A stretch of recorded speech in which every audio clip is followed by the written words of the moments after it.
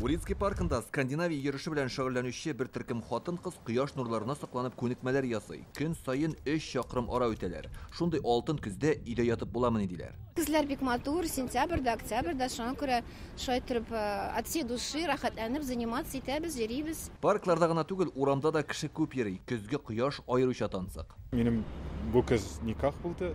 Шуңа күрә кызның җылы булганына мин бик сөендем быел. Җәй көне ял итеп өлгермәгән кешеләргә кызның шулай җылы булуы әлбәттә сөендергеч, файдалы.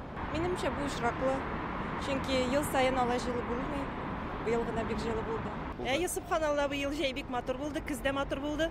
Шулай итеп җылы тора, әле дә үзегез күрәсез.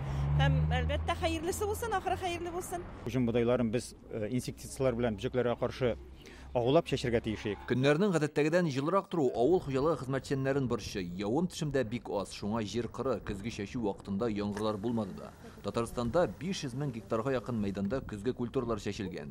Көн салкын булса, тишелеп чыккан үсентеләр кышка кергәнче ныгып калыр дип белгечләр. Җылыда корткыч бөҗәкләр үрчәгән. Алар уҗымга зыян китерә. Азимая мухы дип әйтәбез инде аны.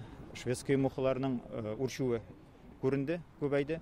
Моның куркынычы нәрсәдә? Алар бу яхшы һава шартларында төп сабакка күкәйсалар һәм инде төп сабакны алар личинкалары ашап үтерә. Элек-электән октябрь аен төшкә кадәр көз, төштән соң кыш дип әйткәннәр.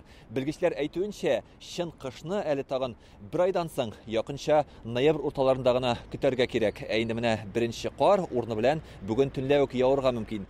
Дөрес, иртән торган җиргә ул булмаска да мөмкин, чөнки җылы һава торышында ул эреп бетәчәк. Игътибар итсәгез, хәзер менә каурисыман болытлар күренә башлады. Бу инде фронталь системаның якынлашуын аңлата. Җылы көз әбиләр чуагы узды инде дип белгечләр. Һава торышының үзгәрүен күк йөзеннән дә аңларга була. Каурисыман болытлар көннәрнең салкынайтуына ишарәли. Инде узган атнада ук һәм бу атна башында республиканың кайбер районнарында төнлә температура -10-га кадәр төште. Без 12 октябрьдән бирле инде аяз һава торышы астында, без антициклон астында. Мәскәүдә яуган карлар, яңгырлар, алар безгә менә шушы антициклон аркасында да килмичә торды. Ул менә шундый безгә барьер булып торды. Әмма ул инде көнбатышка күченү аркасында шушы фронталь система безгә якынлаша. Бу атна уртасында атмосфера фронты йогынтысында республикада һава торышы кинәт үзгәрүе көтелә. Карлы яңгыр явачак. Көндез 12 градуска кадәр җылы булса, төнлә -11-га чаклы суыта.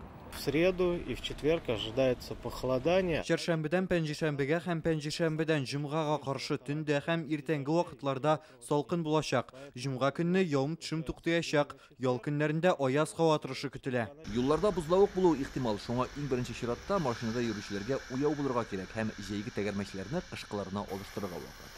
Илдар Сафиуллин, Гадел Миңдубаев, Яңа Гасыр каналы.